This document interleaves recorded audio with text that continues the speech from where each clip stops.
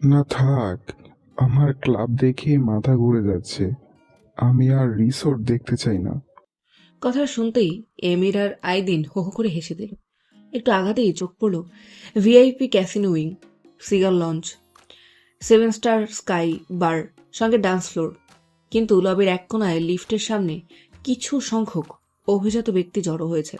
নীল সেদিকে ভ্রুকুচকে তাকিয়ে বলে উঠল, ওদিকে কি হচ্ছে? সবাইকে দেখে মনে হচ্ছে যেন ব্যতিব্যস্ত হয়ে পড়েছে। আইদিন বাঁকা হেসে জবাব দিল, বেসমেন্টে কমবেট এরিয়াতে কায়নের ম্যাচ চলছে। আমরাও কি সেদিকে যাচ্ছি? কিন্তু আমি তো। নীল কথা শেষ করতে পারল না। তার আগেই লিফটের দরজা খুলে গেল। সে কৌতূহল নিয়ে বলে উঠল, কতগুলো লিফট? লিফটে ঢুকে এমির বেসমেন্টে যাওয়ার জন্য লিফটের বাটন প্রেস করতে করতে বলল, ওটা মেম্বারদের জন্য, আর ওটা ক্লাবের লিডারদের জন্য। ওহো। নিচে নেমে লিফট থেকে বেরোতেই চোখে পড়ল এক বিশাল বড় গ্যারেজ রুম, যেখানে সাজানো রয়েছে নানা রকমের এক্সক্লুসিভ বাইক। নীল সেদিকে তাকিয়ে হতভম্ব হলেও কিছু বলল না। তবে এমির বলে উঠল, ওটা বিগ ব্রোর পার্সোনাল গ্যারেজ রুম। এর মধ্যেই নীল অন্যদিকে তাকিয়ে পড়ল। তাকাতেই কেমন গাটা ছম মেরে উঠল। তারপর এমির দিকে তাকিয়ে বলে উঠল, ওদিকে কি?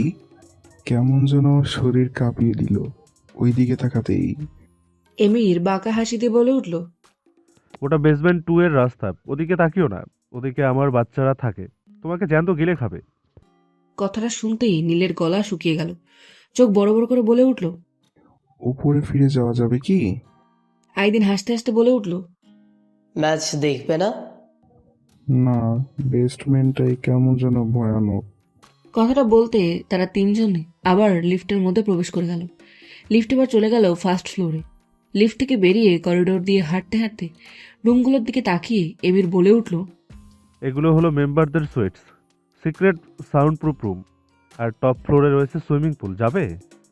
নীল নরম কণ্ঠে বলে উঠল, না থাক, গ্রাউন্ড ফ্লোরেই চলো ফিরে যাওয়া যাক। এরপর তারা চলে আসে গ্রাউন্ড ফ্লোরে ক্লাব হাউসে। হ্যাভেন ক্লাবের ক্লাব হাউসের গেমিং সেকশনে ঢুকলেই আলাদা এক পরিবেশ টের পাওয়া যায়। নরম লাইটিং, ঠান্ডা বাতাস, আর চারপাশে ছড়িয়ে থাকা শান্ত উত্তেজনার মিশ্র সুর। প্রথমেই চোখে পড়ে কয়েকটা প্রিমিয়াম পুল টেবিল, সবুজ কাপড়ে মোড়ানো। ওপর থেকে ঝুলছে হালকা সোনালি লাইট। দু একজন সদস্য মনোযোগ দিয়ে শট দিচ্ছে, কেউ আবার পাশে দাঁড়িয়ে খেলা দেখছে। পাশেই সাজানো ফুটবল টেবিল, ডার্ট বোর্ড, আর কয়েকটা আর্কেড মেশিন। স্ক্রিনের আলো আর গেমের শব্দ মিলে জায়গাটাকে আরো জীবন্ত করে তুলেছে। কোনার দিকে বার কাউন্টার, কয়েকজন সদস্য শান্তভাবে তাদের সিগনেচার ড্রিঙ্ক চুমুক দিচ্ছে। এরপর নীল, এমির, আইদিন কিছুক্ষণ ক্লাব হাউসে সময় কাটানোর পর নিকোলাই এসে যুক্ত হয়েছে। নিকোলাইকে দেখে আইদিন ভ্রুকুচকে বলে উঠল, তুই এখানে কি করিস? নিকোলাই নিজের কোমর থেকে বন্দুকটা টেবিলে রেখে বলে উঠল, ইজ গনা ম্যাড। তুই পাঞ্চেই প্রথম পার্টনার ডাউন, সেকেন্ডেরটাও যাবে যাবে ভাব। এমির সোফায় গা এলিয়ে বলে উঠল। থার্ড পার্টনার এই নীল সাহেবের কি হবে? জাস্ট ইমাজিন করো। তখন পাশ থেকে আইদিন নীলের দিকে তাকিয়ে বলল, তুমি যে কোথায় পড়তে যাচ্ছ তুমি নিজেই জানো না। কে বলেছে কায়নের কথায় রাজি হতে? আইদিনের দিকে তাকিয়ে নীল দৃঢ় কণ্ঠে বলে উঠল, আমি ওসব ভয় পাই না। তাছাড়াও আমার বক্সিং সম্বন্ধে ভালোই ধারণা আছে। আমাদের আশেপাশের ছেলেরা আমাকে কোনো কিছুতেই হারাতে পারতো না, তাই আমি এইসব পরোয়াও করি না। কথাটা শোনা মাত্রই নিকোলাইয়ের ঠোঁটে এক ঝিলিক তাচ্ছিল্যের হাসি। কিন্তু আইদিন এক দীর্ঘ নিঃশ্বাস ছেড়ে মাথা নিচু করে মনে মনে বলে উঠল। এবার এমির নিজের হাতের ঘড়ির দিকে তাকিয়ে বলে উঠল, 5টা বাজতে 1.5 ঘন্টা বাকি। মেনশন ফিরে যাওয়া যাক। এমিরের কথায় নীল জবাব দিল, হ্যাঁ অবশ্যই চলো। দুপুর গড়িয়ে সবে সবে পড়ন্ত বিকেলের মিষ্টি হাওয়া শরীর শুয়ে যাচ্ছে। একের পর এক গাড়ি এসে আর্সলান মেনশনের সামনে দাঁড়ালো। গাড়ি থেকে গিফট নিয়ে নামছে একের পর এক ব্যক্তি, আর সঙ্গে রয়েছে লায়লার ভাই রোশন। এই গিফট বক্সগুলো সব লায়লাদের বাড়ি থেকে পাঠানো হয়েছে বিয়ের হাদিয়া হিসেবে। স্টাফসহ নিশাদ বেগম আর বুড়া সাহেব সব হাদিয়া গ্রহণ করছেন, যেন সবকিছুর মধ্যেই রয়েছে আভিজাত্যের ছোঁয়া। কোনো হই হুল্লোড় নেই, সবকিছুর মধ্যেই যেন নিয়ম শৃঙ্খলা। এত এত গিফট বক্স আসায় জিনিয়া গিয়ে জারিয়া, মাহিয়া ও হৃদিয়াকে ডেকে নিয়ে এসেছে। হৃদিয়া আসতে চায়নি, কিন্তু তাকে এক প্রকার জোর করেই আনা হয়েছে। তাদের সঙ্গে এসে দাঁড়ালো খুশবু। জিনিয়া হতভম্ব হয়ে বলে উঠল, এত গিফট আমি আমার 7 জন্মেও দেখিনি। মাহিয়া চোখ পাকিয়ে বলে উঠল, তোর বুঝি আগের জন্মের কথা মনে আছে? কথাটা শুনতেই জিনিয়া চোখ মুখ কুচকে ওঠে। পাশ থেকে খুশবু একটা মৃদু হাসি দিয়ে বলে উঠল, এগুলো লাইলাদের বাসা থেকে আসা বিয়ের হাদিয়া। কথাটা শুনতেই হৃদয়ের বুকে যেন বজ্রপাতের মতো কেঁপে উঠল। না চাইতেও চোখ বড় বড় করে খুশবুর দিকে তাকিয়ে পড়ল। খুশবু ভ্রু কুচকে হৃদয়ের দিকে তাকিয়ে বলে উঠল, তোর কি হয়েছে রে? চোখ মুখের অবস্থা এমন কেন? আর আজ এত চুপচাপ কেন? হৃদয়া কি বলবে বুঝতে পারছে না। তখন মাহিয়া পাশ দিয়ে হাসতে হাসতে বলে উঠল, ওর শরীরটা ভালো না খুশবু, হয়তো এর জন্য। কিন্তু হৃদয়া এসব কোনো কিছুই যেন গায়ে লাগালো না, শুধু মনে মনে বিড়বিড় করছে, চলে যাবে, এখান থেকে চলে যাবে। আমি কেন এসব সহ্য করতে পারছি না। ধুর ধুর, না না না, আমার কেন এসব খারাপ লাগবে? রিদিয়া, রুবিনা শেখ, তুই দুর্বল না, তুই দুর্বল না। কোনো কিছুই তোকে দুর্বল করতে পারবে না। আর যাকে ঘৃণা করিস তার কোনো কিছুতেই তোর কিছু এসে যায় না। ওরা সবাই ড্রয়িং রুমে ছিল। হঠাৎ পায়ের ঝড় তুলে সদর দরজা পার করে কায়ান প্রবেশ করলো। কায়ানের পেছনে ছিল নিকোলাই আর ক্রিশ্চিয়ান। সবাই সেদিকে তাকালেও হৃদয় একবারও সেদিকে তাকালো না। সদর দরজা পার করতে না করতেই লায়লাদের বাসা থেকে আসা ব্যক্তিগুলোর দিকে তাকিয়ে কায়ান একবার বুঝে নিতে চাইল এগুলো কি। সঙ্গে সঙ্গে চোখে মুখে বিরক্তি ও অস্বস্তি ভর করল। পাশে দাঁড়ানো নিশাত বেগম বুড়ক সাহেবের দিকে তাকিয়ে কিছু বলতে যাবে, কিন্তু ঠিক সেই মুহূর্তে সবকিছু ভেদ করে কায়নের চোখ গেল হৃদয়ার দিকে। আর সেদিকে তাকাতেই যেন কায়নের বুকে তোলপাড় হয়ে গেল। সে এক নজর কায়নের বুক যেন চিরে গেল ভেতর থেকে। হৃদয়ার চেহারা মলিন, ক্লান্ত, অচঞ্চল, চোখে কোনো আলোর ঝিলিক নেই। তার মাথা নিচু, মুখের কোণ নিস্তেজ, যেন কেউ ভেতরটা ভেঙে দিয়েছে। এ কি চেহারা হয়েছে এই মেয়ের? তার কথায় কি তার রুহ এতটাই ভেঙে পড়েছে যে সে তার দিকে তাকাতেও পারছে না? কায়ন একভাবে সেদিকে তাকিয়ে আছে, মনে মনে শুধু একটা কথাই আওড়ালো, রু, একবার তাকা রু, প্লিজ। আমার দিকে তাকালে দেখতে পারবি ঠিক আমি কতটা চলছে। তো কি বলে সব শব্দগুলো আমাকে কিভাবে ক্ষতবিক্ষত করছে। প্লিজ একবার। কিন্তু হৃদয়া তাকানো তো দূরে থাক, ড্রয়িং রুমে যে কেউ প্রবেশ করেছে সেদিকে একবারও নজর দিল না। এত উপেক্ষা, এত ঘৃণা। অন্যদিকে হৃদয়া কায়ানের ফ্রেগ্রেন্স যখনই তার নাকে এসে লাগলো, তখনই নিজেকে কেমন যেন পাগল পাগল লাগছিল। অস্থিরতায় ভিজে উঠছিল হাতের পাতা, বুকের ভেতরে ধুকপুক করে যাচ্ছিল, কিন্তু তা থামিয়ে দেওয়ার শক্তি এই মুহূর্তে তার কাছে নেই। কিন্তু তবুও সে দৃঢ় চেষ্টা করলো যেন ওদিকে কোনোভাবেই নজর না যায়। কিন্তু তার কেমন যেন দম বন্ধ লাগছে সবকিছু। না, আর সম্ভব না। তাকে এখান থেকেই এই মুহূর্তে চলে যেতে হবে, যেন কোনোভাবেই এই লোকটার সামনে না পড়ে। সে আর এক মুহূর্ত দেরি করলো না, সোফা ছেড়ে উঠে যেতে লাগলো। তখন পেছন থেকে খুশবু বলে উঠল, কিরে, কোথায় যাচ্ছিস? একটু উপরে যাব জান্টুস, পরে আসব। এই বলে সে আর এক মুহূর্ত দেরি করল না, চলে গেল সিঁড়ি উপরে। কানের পেছনে থাকা নিকোলের চোখ চলে গেল জারিয়ার দিকে, কিন্তু জারিয়ার চোখে নিকোলাই অন্য কিছু দেখছে। না ভয়, না মায়া, না দুর্বলতা, শুধু কেমন যেন এক ভেঙে পড়া নৌকার মতো লাগছে। হৃদয় চলে যেতেই কায়নের মুখে এক কষ্টে ভরা ক্লান্তির ছাপ পড়ে। ঠিক তখনই বুড়ক সাহেব কায়নের দিকে তাকিয়ে গম্ভীর কণ্ঠে বলে উঠল, হাতের এ কি চেহারা, কোথায় ছিলে? সঙ্গে সঙ্গে নিশাত বেগম এগিয়ে এসে কায়নের হাতটা ধরে চমকে বলে উঠল, সকালে তো হাতের অবস্থা এরকম খারাপ ছিল না, এখন এত বাজে অবস্থায় কি করে হলো? পাশ থেকে বুড়ক সাহেব ভ্রু কুচকে বলে উঠলেন, নিশাত বেগম সত্যিই ওনার হাজবেন্ডকে জানাতে চায় না, কিন্তু কায়ন হয়তো কোনো কিছু না ভেবেই বলে দিতে পারে। তাই পরিস্থিতি বিগড়ানোর আগেই নিশাত বেগম বলে উঠল, সকালে সকালে হাতে একটা অ্যাক্সিডেন্ট হয়েছিল। বুড়ক সাহেব ওনার স্ত্রীর চোখ মুখ দেখে কথাটা বিশ্বাস করলেন না, তবু এত লোকের সামনে আর কথা বাড়াতে চায় না, তাই গায়নের দিকে তাকিয়ে বলে উঠল, কি হলো, জবাব দিচ্ছিস না কেন? রোশনও দাঁড়িয়েছিল নিশাত বেগমদের পাশে, সেও এগিয়ে এসে বলে উঠল, আরে ব্রো, এতটা ইনজুরি কি করে হলো? কায়ন বিরক্ত হয়ে বলল, ম্যাচ ছিল, কিন্তু তার আগে বলো ডায়েরিগুলো কি? পাশ থেকে নিশাত বেগম হতাশ হয়ে ভাঙা কণ্ঠে বলে উঠলেন, তুই এই হাত নিয়ে ম্যাচ খেলতে গিয়েছিস? কেন? কিসের জন্য? কায়েনের কাছে সব কিছু যেন এখন বিরক্তি লাগছে। সে তবুও নরম কণ্ঠে নিশাত বেগমের হাত ধরে বলে উঠল। মামা প্লিজ বলবে এগুলো কি হচ্ছে? তখন পাশ থেকে রোশন বলে উঠল, এগুলো ড্যাড আর মম পাঠিয়েছে তোমার আর লায়লার বিয়ের উপলক্ষে। কথাটা শুনতেই কায়েনের মাথায় রাগ উঠে গেল। সঙ্গে সঙ্গে সে নিজের আঘাত পাওয়া হাতটা দিয়ে চুল টেনে দাঁতে দাঁত পিষে এক বিরক্ত ছড়ানো হাসি টেনে ধীমে গলায় বলল, রোশ, could you please take those things and move them away from here? কথাটা শুনতেই নিশাত বেগম, বুড়াক সাহেব, নিকোলাই, রোশন, ক্রিশ্চিয়ান সবাই চমকে উঠল।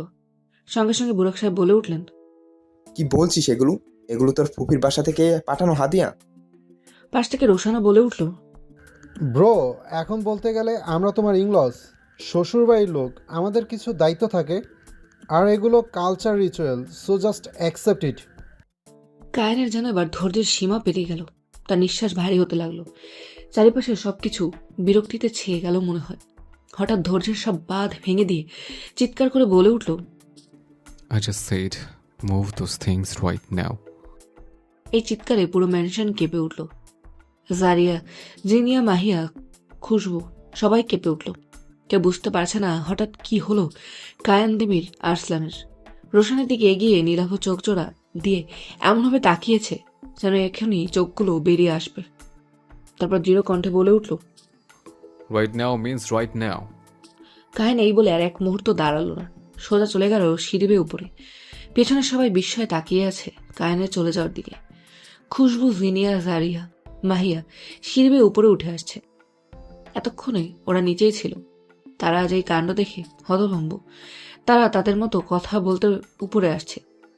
কিন্তু জারিয়ার চোখ হঠাৎই নজর গেল করিডোরের কোনায় পিলারে ভর দিয়ে দুহাত সামনে গুজিয়ে দাঁড়িয়ে থাকা নিকোলার দিকে, যাকে দেখা মাত্রই জারিয়ার হাত পা কাঁপতে লাগলো।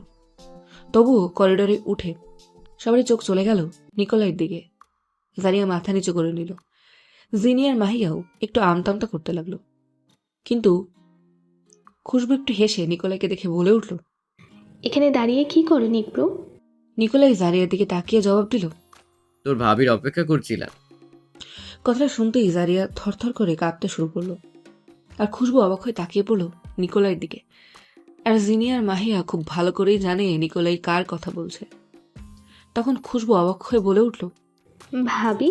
কোন ভাবি নিকব্রো? হঠাৎ জারিয়া পাশ থেকে বলে উঠল, ওকে খুশবু আমি দিচ্ছি, তোরা আয়। জারিয়া এক পা বাড়াতেই নিকোলাই জারিয়ার হাত টেনে বলে উঠল। Wait green mist. হাতে টান পড়তেই জারিয়ার চোখ বড় বড় হয়ে গেল, গলা শুকিয়ে গেল। এরপর নিকোলাই বাকিদের দিকে তাকিয়ে বলে উঠল, এক্সকিউজ মি। এই বলেই জারিয়াকে কাঁধে তুলে হাওয়ায় ঝুলিয়ে নিয়ে তীব্র গতিতে সিঁড়ি বেয়ে টেরেসের দিকে যেতে লাগলো।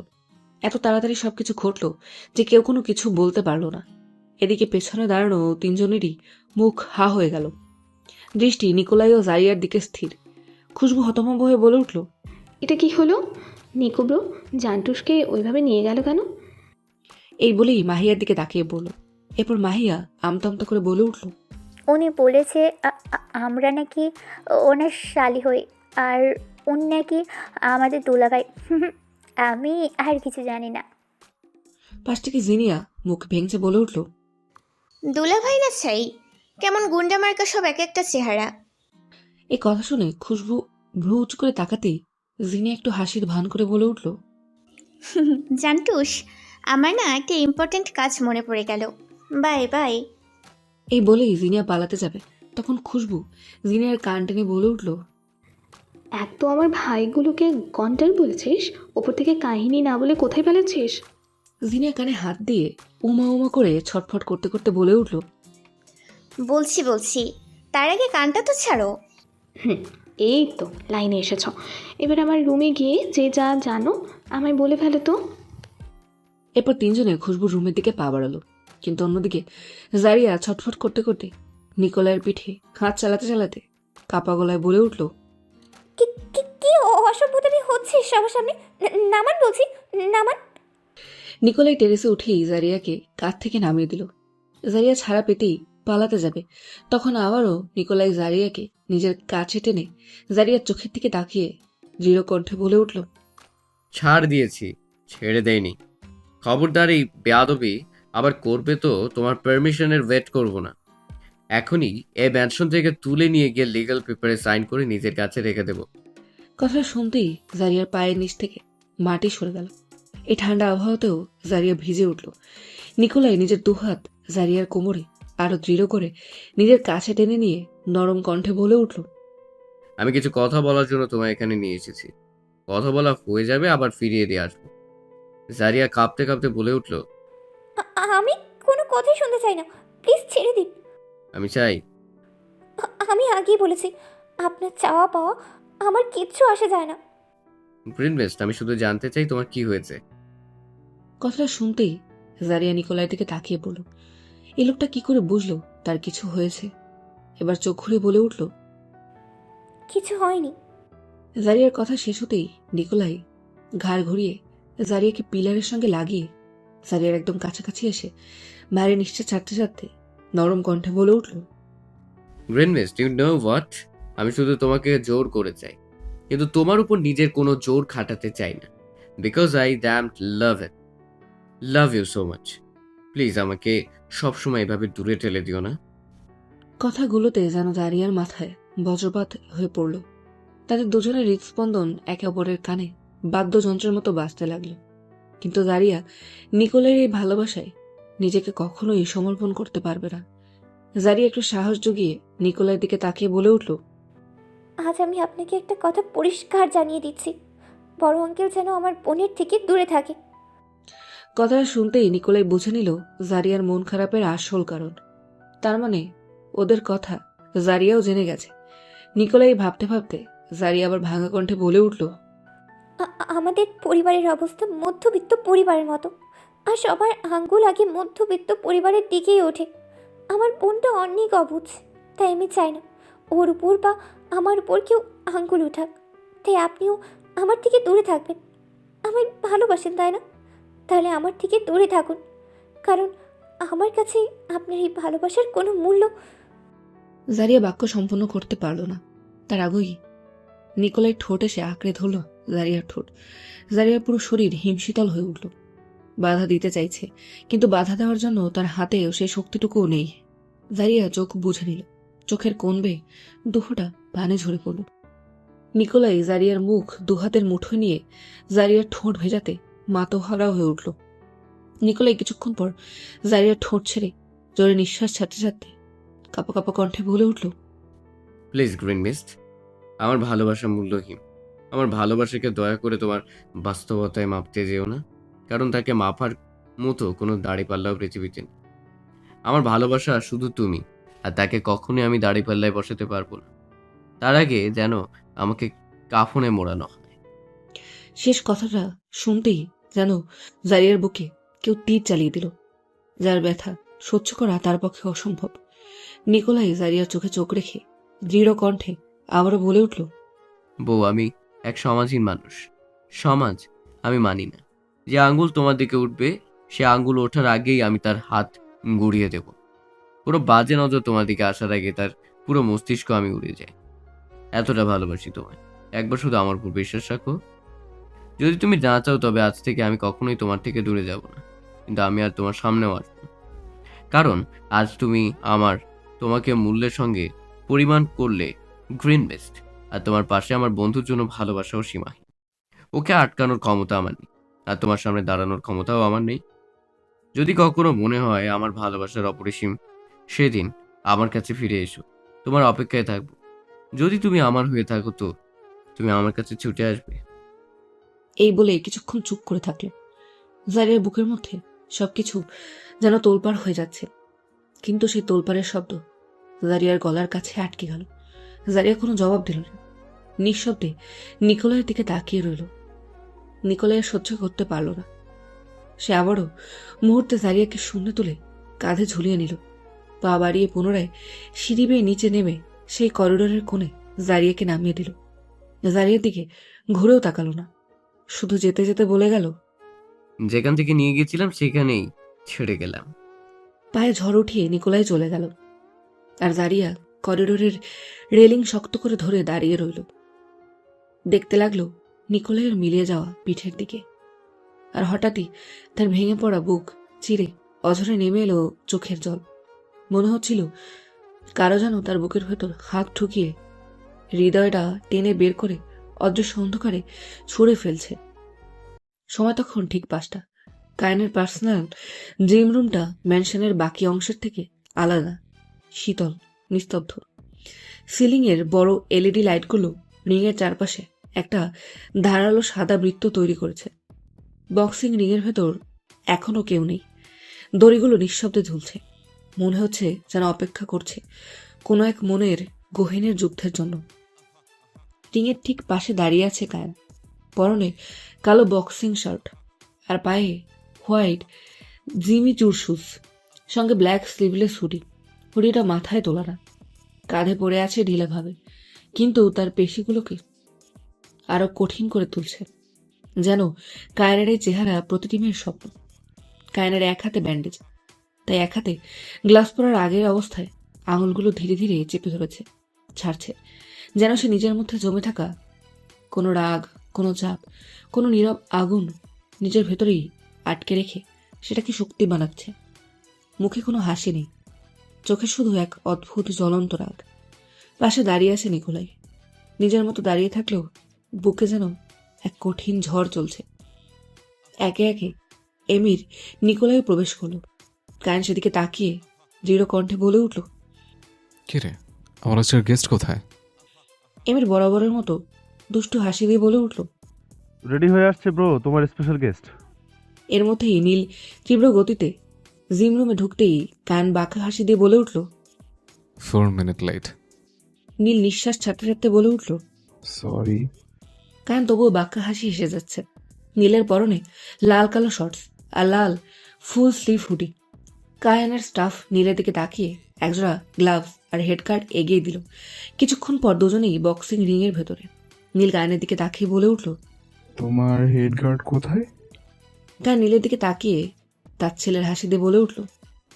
No need, just focus. Kayan ধীরে ধীরে গ্লাভসগুলো শক্ত করে বাঁধল।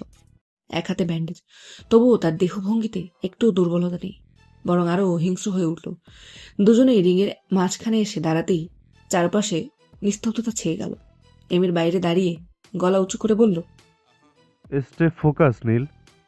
নীল হালকা মাথা নাড়ল, কিন্তু কায়নের চোখে তাকাতেই বুকের ভেতরটা অদ্ভুতভাবে ধাক্কা দিল। কায়নের দৃষ্টি যেন রিংটা ভেদ করে তার আত্মায় ঢুকে যাচ্ছে। কায়ন নীলের দিকে তাকিয়ে বিরক্তির হাসি এসে বলে উঠল, পাঁচ মি বয়। নীল ভ্রু কুচকে তাকালো, কিন্তু কায়ন আবারও গর্জে বলে উঠল, hit me man, just hit me. Kayan আবারও চিৎকার করে বলে উঠল, just hit me as much as you want. Neel একের পর এক আঘাত করতে থাকলো, কিন্তু কায়নকে তার জায়গা থেকে এক চুলো নাড়াতে পারল না। কায়নের এই রূপ দেখে এমির, আইদিন আর নিকোলাই তিনজনেরই হাত পা ঠান্ডা হয়ে যাচ্ছে। আইদিন অসহায় কণ্ঠে বলে উঠল, কি করতে চাইছে কায়ান? নিকোলাই বলে উঠল, don't know, just pray for him. Neel কায়নকে মারতে মারতে একরকম হিমশিম খেয়ে গেল, মাথা নিচু করে হাঁপাতে লাগলো। ঘাম ঝরে পড়ছে তার শরীর জুড়ে। কিন্তু এরপর 1 সেকেন্ড, 2 সেকেন্ড, তারপর কায়ন কোনো রকম ওয়ার্নিং ছাড়াই তীব্র গতিতে এগিয়ে এসে নীলের গার্ডে এক সোজা জ্যাব মারল, আর মুহূর্তেই নীলের মাথা এক ধাক্কায় পেছনে চলে গেল। সে আবারও সামলে উঠতেই ধাপ করে আরো দুটো পাঞ্চ, একটা শরীরের বাম পাশে, অন্যটা ডান গালের পাশ ঘেঁষে। নীল হতভম্ব, এত দ্রুত আঘাত, এত শক্ত পাঞ্চ। সে শ্বাস টেনে গার্ড তুলতেই কান ঠান্ডাভাবে ফিসফিস করে বলল, সবাই শুরু, জাস্ট ওয়ার্ম আপ। টাচ করবি হ্যাসফল, আমার জিনিসই টাচ করবি। এরপর এক ছটকায় কায়ন নিজের পা ঘুরিয়ে একটা ভয়ঙ্কর রাইট হুক মেরে নীলকে দড়ির ওপর ছুড়ে দিল। রিংয়ের দড়িগুলো শব্দ করে দুলে উঠল।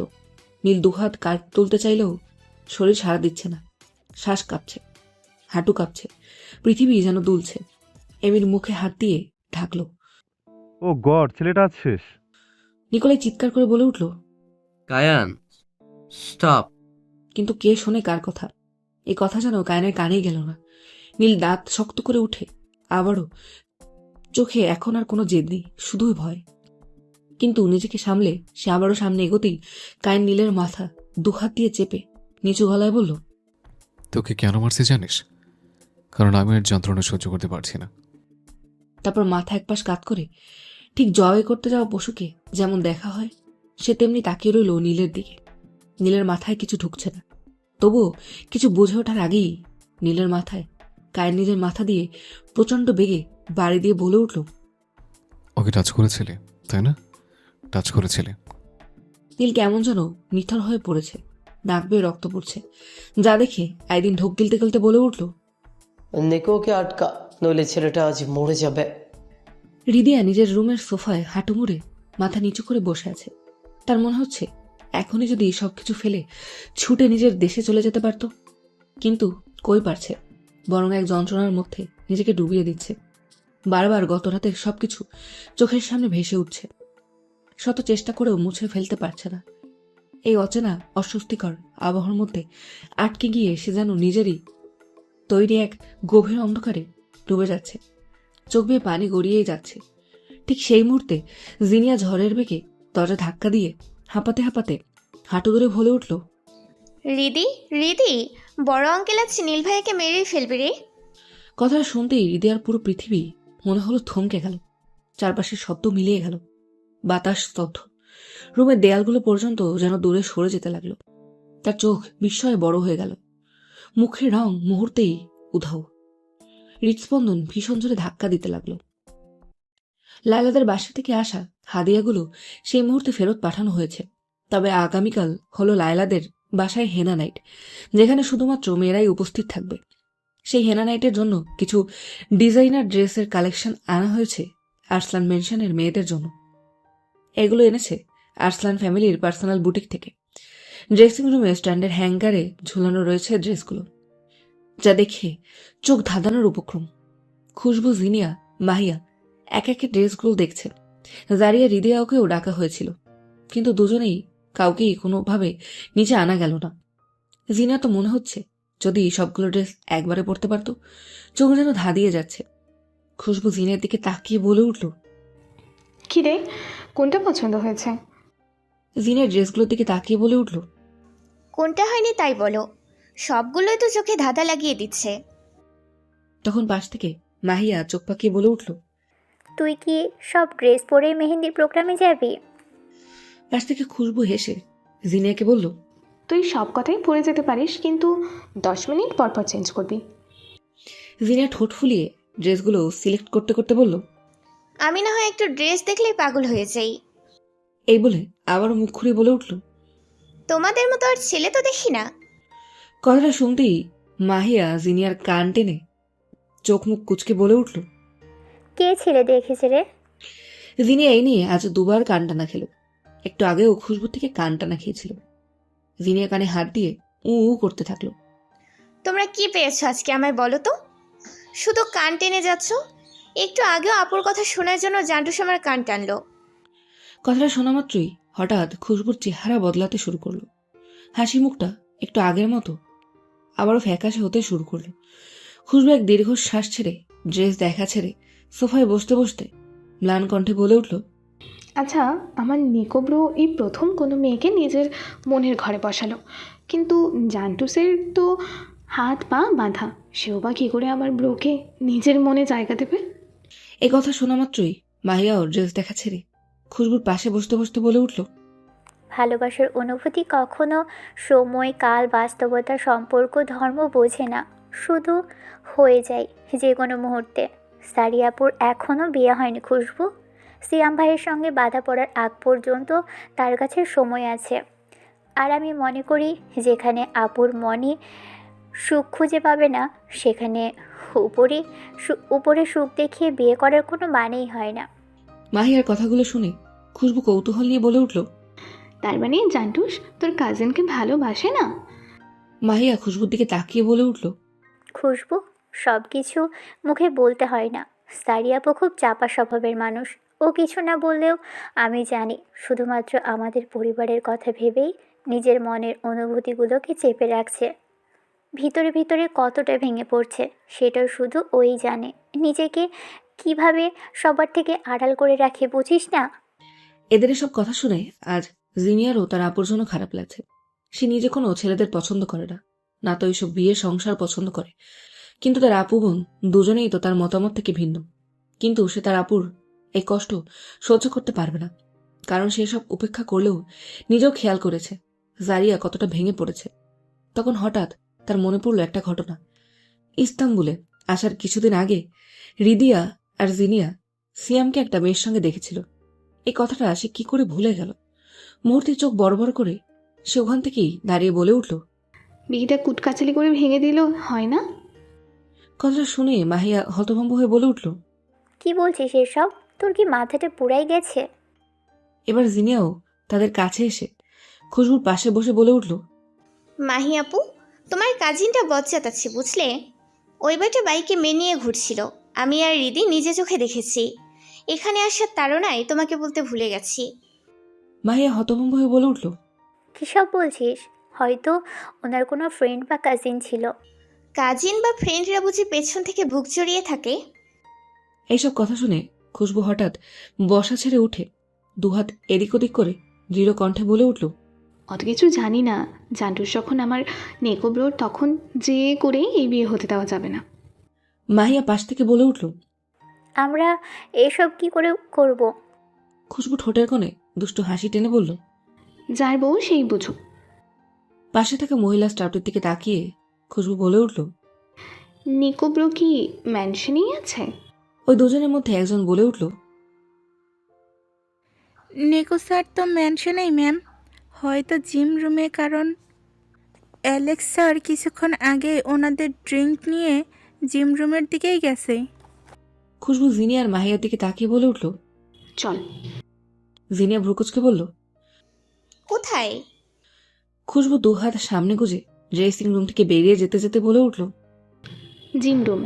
জিনিয়া আর মাহিয়া একে অপরের দিকে তাকিয়ে কিছু বুঝতে না পেরে তারাও সোফা ছেড়ে জিম রুমের দিকে এগিয়ে গেল।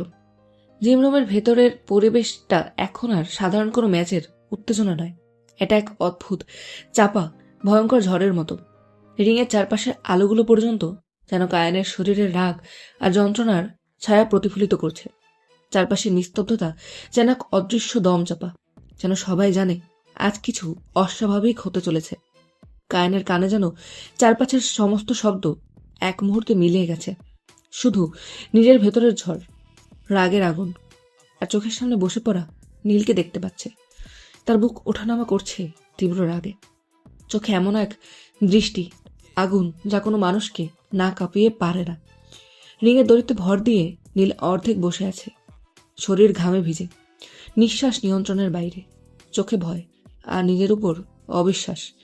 নিকোলাইয়ের সহ্য করতে না পেরে এক পা এগোতেই কার মাথা ঘুরিয়ে তার দিকে তাকালো। ঠিক সেই দৃষ্টিটা যা দেখলে কেউ আর সামনে এগোতে পারে না। এরপর গর্জন করে চিৎকার তুলল, ডোন্ট। আর একবার যেন এদিকে না বাড়ানো হয়, আমার বোঝাপড়া এখনো শেষ হয়নি। নীলের শরীর যেন আর সাড়া দিচ্ছে না। সে মাথা কাত করে দড়ির সঙ্গে ভর দিয়ে বসে আছে, ঘামে ভেজা শরীর গরম, ভাঙা শ্বাস, কাঁপতে থাকা কণ্ঠ নিয়ে কোনোভাবে নিজেকে সামলে বলল, এটা কোনো ম্যাচ নয়, এটাকে বুকের জ্বালা মেটানো বলে। কিন্তু শিকার আমি কেন? কায়ন গর্জন থামিয়ে কপালের ঘাম হাতের পেছন দিয়ে মুছে নিতে নিতে হাঁটু গেড়ে নীলের সামনে বসল। এরপর এক দীর্ঘ ভারী নিঃশ্বাসের পর তার ঠোঁটে জমল তীব্র কষ্টে ভেজা ঠান্ডা এক হাসি। সে হাসি দিয়ে নীলাভ চোখ দুটো সরাসরি নীলের দিকে রেখে বলল, ওর কপালে কিস করেছিলে, রাইট? নীল বুঝতে পারল না কার কথা বলছে, তাই বিরক্তি নিয়ে বলে উঠল, কার কথা বলছো?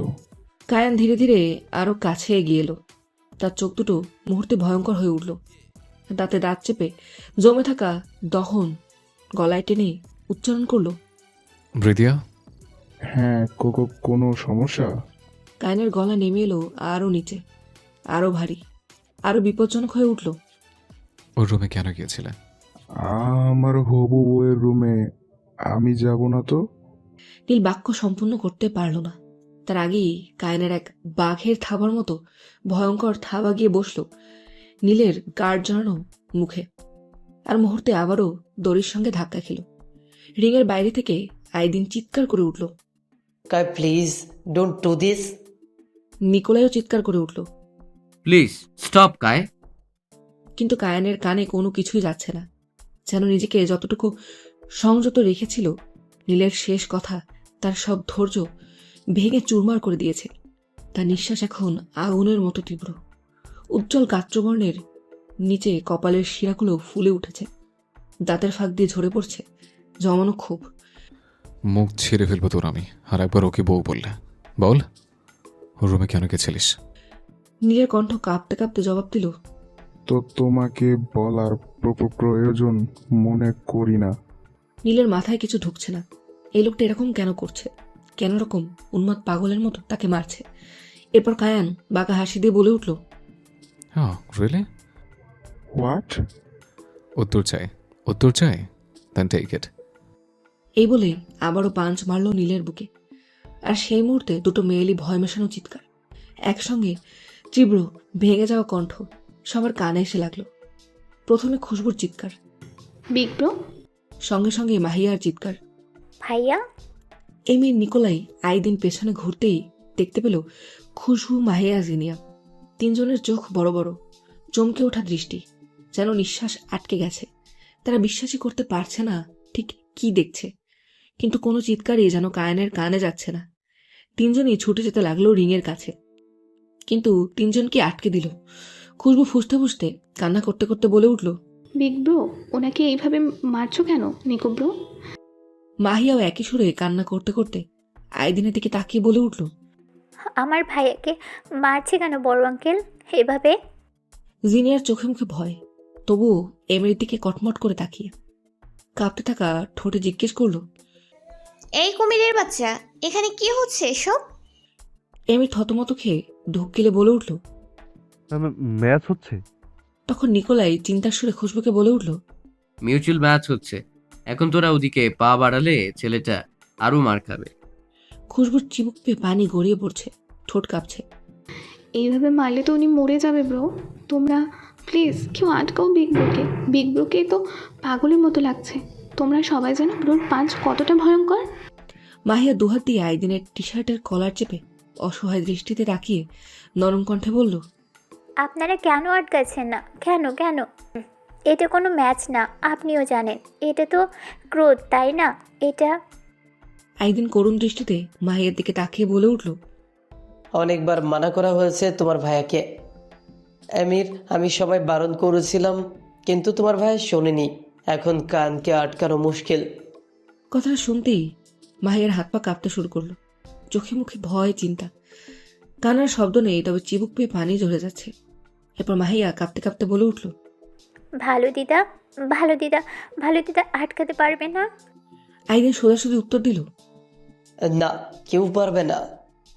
তখন মাহিয়া চোখ বন্ধ করে কি যেন ভেবে বলে উঠল জিনিয়াকে, জিনি, এই মুহূর্তে হৃদিকে ডেকে নিয়ে আয়। কথাটা শুনতেই নিকোলাই, এমির, আইদিন চমকে উঠল। জিনিয়া কোনো কিছু না ভেবে বুকের ভেতর ধপধপ করতে থাকা ভয়ে ধাক্কা নিয়ে এক দৌড়ে জিমরুম থেকে বেরিয়ে ছুটে গেল। অন্যদিকে রিংয়ের ভেতর কায়ান তখনও নীলের সামনে বসে আছে, জ্বলন্ত, বিস্ফোরিত, সবকিছু ছিঁড়ে ফেলতে প্রস্তুত, একটা আগ্নেয়গিরির মতো। শরীরের প্রতিটি শিরায় শিরায় রাগের গরম উত্তাপ, আর দৃষ্টি যেন প্রাণঘাতী ছুরি হয়ে নীলের দিকে ছুটে যাচ্ছে। নীল এবার গাল বেয়ে নামা রক্ত, ঘামে ভেজা মুখ থেকে রক্ত মেশানো থুতু পাশে ফেলে বিরক্তি মিলিয়ে ভাঙা কণ্ঠে বলে উঠল, হোয়াট দ্য হেল, তোমার সমস্যা কি? কায়ন এবার তার হুডিটা মুঠোয় পিষে ধরে ওকে অর্ধেক তুলে টেনে আনলো নিজের দিকে। ঠোঁটের কোণে তিক্ততা মেশানো এক হাসি, যেন জমে থাকা বিষ হু হু করে উঠে আসছে। এত মার খাওয়ার পর আমার সমস্যা বুঝলে না তুমি? নীলের চোখ ফোলা, আহত, তবুও রাগে লাল দৃষ্টি নিয়ে গিটার স্ট্রিং এর মতো টান টান গলায় বলে উঠল, আর ইউ ম্যাড? কায়ন এবার এমন এক অস্বাভাবিক পাগলামি ভরা হাসি দিল, যা শুনে রিংয়ের বাইরে দাঁড়ানো এমির, আইদিন, নিকোলাই, খুশবু, মাহিয়া সবারই শরীর ঠান্ডা হয়ে যেতে বাধ্য। কায়ন দাঁতে দাঁত চেপে শ্বাস কাঁপিয়ে বলে উঠল, আই এম নট ম্যাড। মুহূর্তেই মুখের হাসি বদলে চোখে মুখে রং বদলে নীলকে অন্যদিকে ছুঁড়ে ফেলে দিল। এরপর অন্ধকার ছায়ার উপর বজ্রপাতের মতো গর্জে বলে উঠল, I'm fucking crazy monster. Touch her again. Touch her again. And I'm gonna kill her with my bare hands, boy. And I really mean it. Fucking asshole.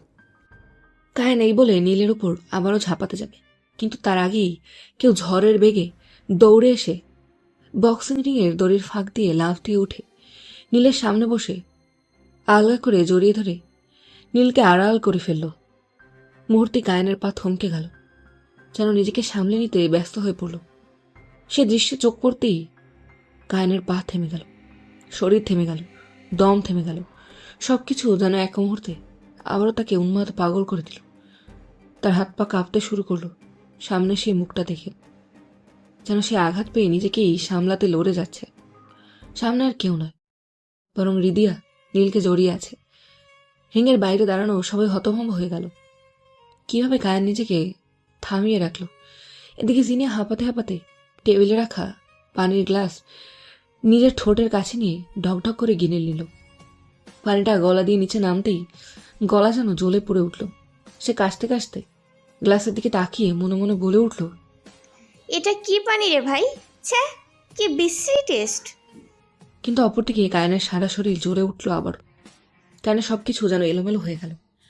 হৃদিয়ার চিবুক পেয়ে নোনা জল বেরিয়ে যাচ্ছে। হৃদিয়া নীলের দিকে তাকিয়ে ভাঙা কণ্ঠে বলে উঠল, নীল ভাই এদিকে তাকান। নীল যেন চোখই খুলতে পারছে না, মুখ থ্যাতলানো, নিঃশ্বাস ভারী, গলা আটকে আছে।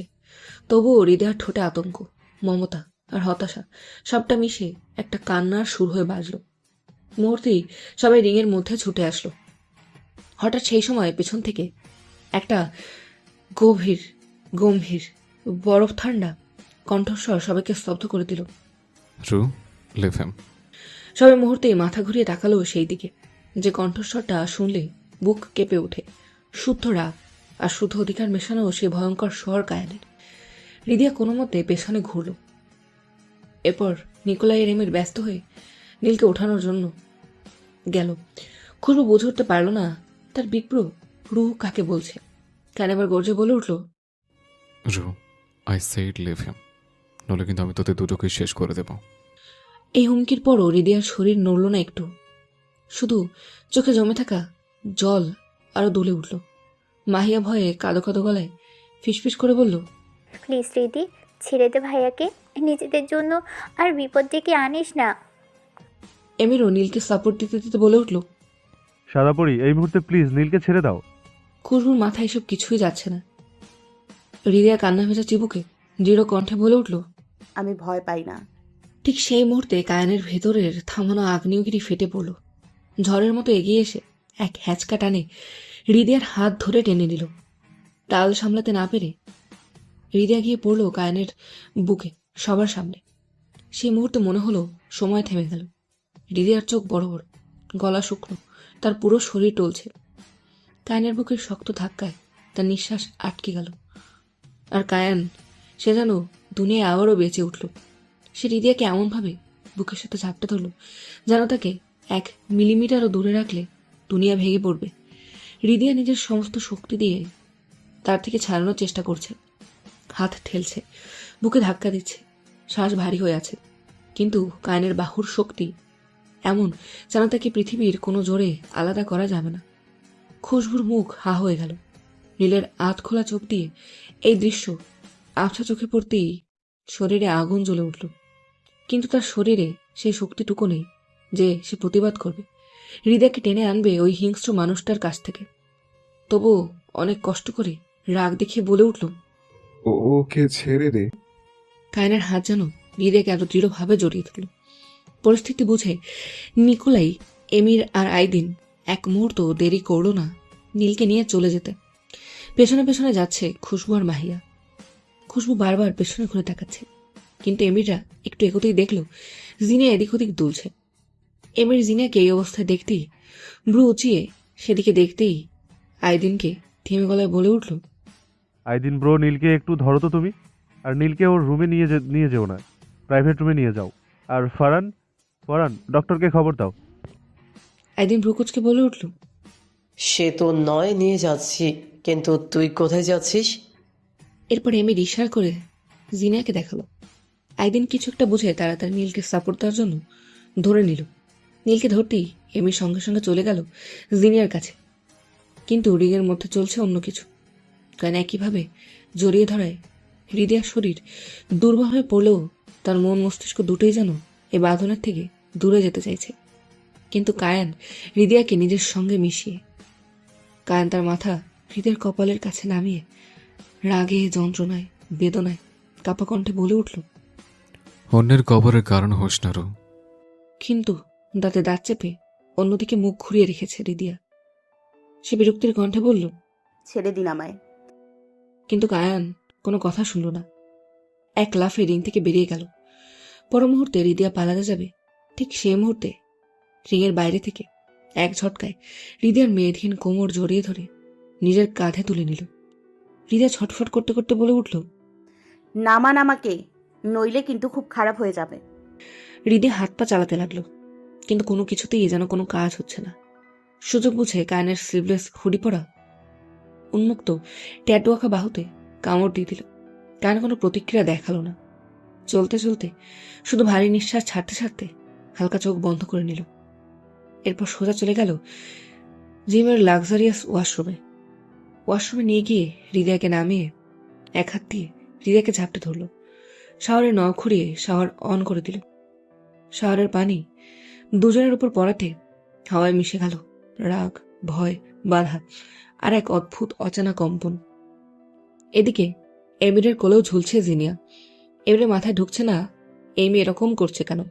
হালকা চোখ বন্ধ করে জিনিয়া হেসে যাচ্ছে। জিনিয়া কাঁপা কাঁপা কণ্ঠে বলে উঠল, আমি আমি হাওয়ায় উড়ে যাচ্ছি। এমিরের মাথা খারাপ হয়ে যাচ্ছে। এমির ক্লান্ত হয়ে ঠোঁট কামড়ে ম্লান হাসি দিয়ে বলে উঠল, এই টিকটিকি, এরকম করছো কেন? জিনিয়া কোনো জবাব দিল না। আজ কোনো চিৎকারও করছে না জিনিয়া। এমির একটু অবাক হলো। কোলে নিয়ে যেতে যেতেই এমির জিনিয়ার মুখ নিজের নাকের কাছে নিয়ে আসতেই মদের গন্ধ নাকের মধ্যে ঢুকে গেল। এমির চোখ বড় বড় করে চমকে বলে উঠল, টিকটিকি, আর ইউ ড্রাঙ্ক? এই বলতে বলতে এমির জিনিয়াকে নিয়ে নিজের রুমে এলো। নিজের রুমে আসতেই এমির জিনিয়াকে শুয়ে দিল নিজের বেডে। তারপর তাড়াতাড়ি পকেট থেকে ফোন বের করে কানে ফোন লাগিয়ে বলে উঠল, আইদিন বড় তাড়াতাড়ি একটু আমার রুমে আসো। এই বলে ফোন রাখতেই জিনিয়া শোয়া থেকে উঠে পাগলের মতো হাসতে হাসতে বলে উঠল, আমি চাঁদে যাব। আইদিন রুমে আসতেই এমির একটু রাগ হয়ে বলে উঠল, আইদিন ভাই, এই মেয়ে ড্রাঙ্ক হলো কি করে? আইদিন জিনিয়াকে ভালোভাবে দেখে মুচকি মুচকি হাসছে। কারণ সে দেখেছিল জিনিয়াকে ঢকঢক করে কিছু গিলতে, কিন্তু ওই মুহূর্তে আর এসবের ধ্যান দেয়নি। এরপর দুষ্টু হাসি দিয়ে বলে উঠল, মনে হয় জিম থেকে তোর সিগনেচার ড্রিঙ্ক পানি ভেবে খেয়ে নিয়েছে। কথাটা শুনতেই এমির যেন আকাশ থেকে পড়ল। এরপর হতাশ হয়ে বলে উঠল, ও গড। আইদিন সুযোগ বুঝে হাসতে হাসতে বাইরে যেতে যেতে বলে উঠল, শি ইজ টোটালি ম্যাচ। তুই সামলা, আমি গেলাম। আন্টিও খবর শুনে ওখানে চলে এসেছে। ও নো মামা, এবার গড নোস কি করে সবকিছু ম্যানেজ করব। ফার্স্ট কায়ানকে কি করে ম্যানেজ করব সেটা ভাব। এমির এক দীর্ঘ নিঃশ্বাস ছেড়ে দাঁড়িয়ে রইল। এরপর আইদিন চলে যেতেই এমির কিছুক্ষণ জিনিয়ার দিকে তাকিয়ে রইল। এরপর ঠোঁটের কোণে হালকা মৃদু হাসি রেখে জিনিয়ার দিকে পা বাড়িয়ে দিল। জিনিয়ার কাছে গিয়ে তার মাথায় হাত বোলাতে বোলাতে নরম কণ্ঠে বলে উঠল, এই মেয়ে, তুমি কি সব কিছু ভুলে যাবে? কিন্তু জিনিয়ার কোনো কিছুই মাথায় ঢুকছে না। শুধু এমির দিকে তাকিয়ে বলে উঠল, আমি চাঁদে যাচ্ছি, আপনি যাবেন? এমির এক দীর্ঘ নিঃশ্বাস ছাড়ল। মেয়েটা এমন অবস্থা, তবু তার বুকের ভেতর জমে থাকা কথা ধপধপ করছে। সে জিনিয়ার চিবুক আলতো করে ধরে নিজের ভেতরের বিবশতা নিয়ে বলল, আই নো তুমি সব কিছু ভুলে যাবে, তাই কিছু কনফেস করতে চাই। এবার কোনো কিছুই জিনিয়ার কানে যাচ্ছে না। সে আবার হাসতে হাসতে বিছানায় গড়িয়ে পড়তে পড়তে বলে উঠল, আমি স্বপ্ন দেখছি, আমি এখন পাতালে চলে যাচ্ছি। এমির মাথা নাড়ল, কিন্তু তার হাসিটা থামল না। বুকের মধ্যে এক অদ্ভুত মায়া জমছে। এমি ঠোঁটের কোণে এক লুকোনো হাসি টেনে জিনিয়ার সামনে হাঁটু গেড়ে বসে বলে উঠল, I know you forget everything. If I say I like you, did you believe? আমি জানি তুমি বিলিভ করবে না, কেউই করবে না, কিন্তু আমিও কারোর জন্য অপেক্ষা করছিলাম। যেদিন তোমায় প্রথম আমার সামনে এগিয়ে আসতে দেখেছিলাম, সেদিনই কেউ যেন আমার পেছন থেকে বারবার বলে উঠেছিল, আমির, তোর রাতের স্বপ্ন দিন হয়ে তোর সামনে এসেছে, হাত বাড়িয়ে কাছে টেনে নে। কিন্তু বিশ্বাস করো, আমার সাহস হয়নি। আর তোমার সত্যিটা যেদিন থেকে জেনেছি তুমি ছেলে পছন্দ করো না, সেদিন থেকে নিজের কাছে কসম খেয়েছি আমি না, বরং তোমাকে বদলে দেব। তখন তুমি তোমার মনের দাবি নিয়ে আমার কাছে আসবে। একটু থেমে জিনের হাত ধরে নিজের দুহাতের মুঠোয় নিয়ে একটা মিষ্টি চুমু দিয়ে বলে উঠল, Want to be your eyelash, my midnight cat? Even if I fall, I will still fulfill your dreams. Jinia আবারও উঠে মাথা এদিক ওদিক নাড়িয়ে অচেনা বিভ্রান্তিতে এমিরের বুকে মাথা ঠুকে দিয়ে বলল, আমি এখন কোথায় আছি? এমির এই দেখে অন্যদিকে মুখ করে ঠোঁট কামড়ে নিজের অস্থিরতা লুকিয়ে নিয়ে বলে উঠল, Oh God, Aydin bro, you are right. She is totally miss, but she is my miss. ঘরের আলোয় জিনের হাসি আর এমিরের নিঃশব্দ স্বীকারোক্তির মাঝে সেই সন্ধ্যাটা আরো মিষ্টি হয়ে ওঠে। শহরের ঢালনামা জল দুজন মানুষকে একসঙ্গে দাঁড় করিয়ে রেখেছে, কিন্তু তাদের ভেতরের ঝড়টা অনেক বড়, অনেক অস্থির, অনেক অস্বস্তিকর। হৃদয়ে দাঁতে দাঁত চেপে কানকে সরিয়ে দেওয়ার চেষ্টা করছে, কিন্তু নিজের শরীরের প্রতিটি ইঞ্চিতে যেন আটকে থাকা যন্ত্রণা, রাগ, অপমান ঠিকঠাক কাজ করছে না। হৃদয়ে কাঁচা হলুদ রঙের গাউন মিশে শরীরের সঙ্গে লেপটে যাচ্ছে, কিন্তু কানের থেকে আজ নিজেকে ছাড়াতে পারছে না। চোখ বেয়ে পানি বেয়ে পড়ছে। কান বডি ওয়াশ ও লুফা নিয়ে হৃদয়ের পুরো হাত আলতোভাবে ঘষে দিতে লাগলো। হৃদয় চমকে বলে উঠল, কি করছেন? ছাড়েন আমাকে। আপনার ছোঁয়া, ঘৃণা আমার কাছে জঘন্য লাগছে।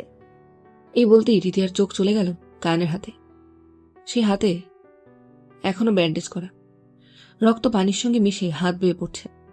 মুহূর্তেই হৃদয়ের বুক কেঁপে উঠল, সঙ্গে সঙ্গে কানের হাত ধরে বসল। সেদিকে তাকাতেই চোখ থেকে পানি বেরিয়ে এলো অঝরে। হৃদয়ের কেন জানি না কানের হাতে আঘাত থেকে কেমন বুক চিরে যাচ্ছে, কিন্তু তবু নিজের এই করুণ পরিস্থিতি কানের সামনে দেখালো না। এদিকে কান ঠান্ডা পানির মধ্যে গরম নিঃশ্বাস ছাড়তে ছাড়তে বলে উঠল, আর তোর সবকিছু আমাকে পাগল করে। এবার কায়ন হৃদয়ের গলায় লুফা দিয়ে স্লাইড করতে করতে বলে উঠল, অন্য পুরুষের স্পর্শ আর একবার তোর শরীরে লাগলে আমি কি করবো তুই ধারণা করতে পারবি না। হৃদয়া কায়নের চোখে চোখ রেখে বলে উঠল, উনি আমার হবু স্বামী, যে আমাকে স্ত্রীর মর্যাদা দিতে পিছিয়ে যাবে না। হৃদয়ার শরীরের ভেতর ভেতর কেঁপে উঠছে, কিন্তু আছে কোনোভাবেই নিজেকে দুর্বল করবে না এরকম একটা জঘন্য লোকের সামনে। কিন্তু কায়ন হৃদয়ার দিকে ক্লান্ত দৃষ্টি দিয়ে তাকিয়ে বলে উঠল, প্লিজ রু, এই ওয়ার্ডটা নিস না, আমি শেষ হয়ে যাচ্ছে। হৃদয় কায়নের কথায় কোনো জবাব দিল না, বরং কথা ঘুরিয়ে কান্না ভেজা কণ্ঠে বলে উঠল, কেন মারলেন এইভাবে নীল ভাইকে? এরপর পশুর মতো শুধু শুধু একটা মানুষকে মারতে কোনো রকম হাত কাঁপলো না? না, কাঁপিনি। তোকে আর একবার স্পর্শ করবে তো এবার মেরে। কায়ন কথা সম্পূর্ণ করতে পারল না। তার আগেই আবারও আজকে হৃদয়ার হাত এসে পড়ল কায়নের গালে। কায়ন চমকে উঠল। হৃদয়া চিৎকার করে বলে উঠল, জঘন্য লোক, আর একবার এই জঘন্য মুখ থেকে নীলের নামে একটা বাজে কথা বললে আমি নিজেই আপনাকে খুন করব। কায়ন নিজের গালে হাত রেখে কাথর কণ্ঠে বলে উঠল, কায়েন তিমিরের শরীরে আজ পর্যন্ত কারো সাহস হয়নি স্পর্শ করার, আর তুই তার গালে চর বসিয়েছিস, কিন্তু এসবে আমার কিচ্ছু যায় আসে না। তুই চাইলে আমাকে খুনও করতে পারিস। এরপর এক দীর্ঘ নিঃশ্বাস ছেড়ে হৃদয়ার গালে হাত রেখে বলে উঠল, কিন্তু তোর চোখে অন্য কোনো পুরুষের জন্য পড়া জল আমার বুকে জ্বালা দিচ্ছে রু। হৃদয়া কায়নকে ধাক্কা দিয়ে বলে উঠল, আর আপনার মুখে এই নাম শুনলে আমার জঘন্য লাগছে। এই নাম ধরে আমাকে আর ডাকবেন না। আপনার সঙ্গে আপনার এই নামকেও আমার ঘৃণা লাগে। হৃদয়ার কথাগুলো কানকে চুরমার করে দিচ্ছে, ভেতর ভেতর ধ্বংস করে দিচ্ছে। কান আবারও হৃদয়াকে কাছে টেনে ভাঙা কণ্ঠে বলে উঠল, আমাকে ভুল বুঝলি রু, কিন্তু আমার যন্ত্রণা বুঝলি না। হৃদয়া নিজেকে ছাড়াতে ছাড়াতে তাচ্ছিলের হাসি দিয়ে বলে উঠল, কিসের যন্ত্রণা বুঝবো? আপনার কথায় রাজি হইনি সেই যন্ত্রণা? কারণ সেই মুহূর্তে হৃদয়াকে মার্বেলের ঠান্ডা দেয়ালের সঙ্গে মিশিয়ে দিল। দুজনের শরীর বেয়ে ঠান্ডা পানি বয়ে যাচ্ছে, কিন্তু তবুও সেদিকে কারো হুঁশ নেই। কান এবার পুরোপুরি ভেঙে গেল। সে এক আশা নিয়ে হৃদয়ার চোখের দিকে তাকিয়ে এক ঝড়ে ভাঙা বাদলের মতো বলে উঠল, রু, এরকম করিস না প্লিজ, আমার কথাটা শোন। আমার চোখে একবার তোর চোখ দেখ, সব জবাব পেয়ে যাবে। শুধু একবার রু, শুধু একবার। হৃদয়ার মন কেন দুর্বল হয়ে পড়ছে কায়নের কথায়। সে আর এক মুহূর্ত এখানে থাকলে নিজেকে সামলাতে পারবে না। কায়নকে নিজের থেকে সরিয়ে দিতে চাইল আর দৃঢ় কণ্ঠে বলে উঠল, ছাড়ুন আমাকে, একদম ছবে না। আপনার স্পর্শে নিজের কাছে নিজেকে জঘন্য লাগে। হৃদয়ের প্রতিটি শব্দে কায়নের নিঃশ্বাস বন্ধ হয়ে যাচ্ছে। কায়ন হৃদয়কে ছেড়ে ওর দুটো হাত মুঠো করে নিজের কপালে ঠেকিয়ে কাতর কণ্ঠে বলে উঠল, রু, খুব কষ্ট হচ্ছে, প্লিজ আমাকে আঘাত কর, যত পারিস তত আঘাত কর, কিন্তু এরকম বলিস না, আমি শেষ হয়ে যাব। কায়নের প্রতিটি শব্দে হৃদয়া ভেঙে পড়ছে, কিন্তু সে কি করে সবকিছু ভুলে যাবে? নিজেকে এখন সব থেকে জটিল মুহূর্তের মানুষ মনে হচ্ছে। তবুও নিজের সব অনুভূতিকে পা দিয়ে মারিয়ে কায়নকে ধাক্কা দিয়ে বলে উঠল, আমি দুর্বল নই মিস্টার কায়ান, আর পারবেন না আপনি আমার দুর্বলতা হতে। যেটুকু দুর্বলতা অবশিষ্ট ছিল আজকের পর তা নিঃশেষ, মরে গেছে। এখন আপনার জন্য আমার ভেতর শুধুই একটাই অনুভূতি বেঁচে আছে, ঘৃণা। হ্যাঁ, আপনাকে আমি ঘৃণা করি।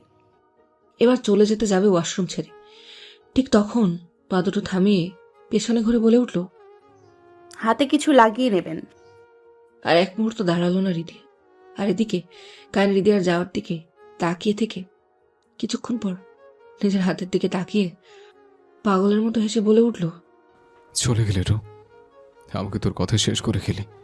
এর থেকে তো ভালো ছিল নিজের হাতে আমার বুকে আঘাত করে যেতে, অন্তত নিজের নিঃশ্বাসটাতেও থেমে যেত।